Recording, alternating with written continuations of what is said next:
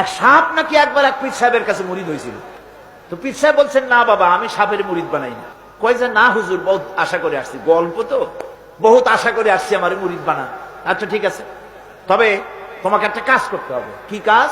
জিকির আজগার এভাবে করবা, কিন্তু কাউরে দংশন করতে পারো। হুজুর মেনে নিলাম।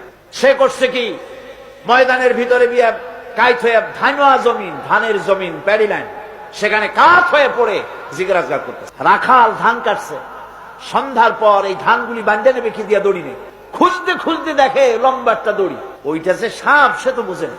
সে ওইটারে ধরিয়া এরপরে ধানের আটি বাঁধতেছে। সাপে তো খুব মহারাগ, সাপ তো আর যেই সেই সাপ না, মারাত্মক সাপ।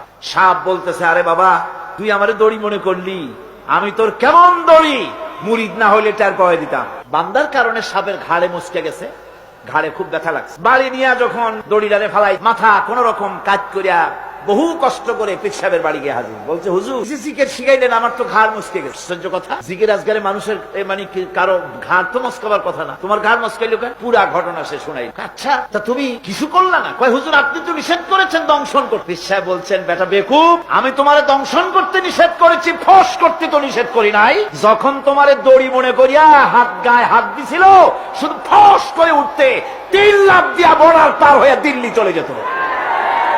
তুমি ফস করে উঠলা না কেন? সুতরাং ধৈর্যের অর্থ এটা নয় যে আপনারে পাড়াইতে থাকবে, থাপড়াইতে থাকবে, আর আপনি কবেন যে আল্লাহ আমি ধৈর্য ধরতেছি, ইন্নাল্লাহা মা'আস সাবিরিন। এটার নাম ধৈর্য। ধৈর্য হচ্ছে ওভারকাম করতে হবে, পরিস্থিতির মোকাবেলা করতে হবে অত্যন্ত সহিষ্ণুতার সাথে, বুদ্ধিমত্তার সাথে, দৃঢ়তার সাথে, অবিচলতার সাথে। এটার নাম হচ্ছে সাবর।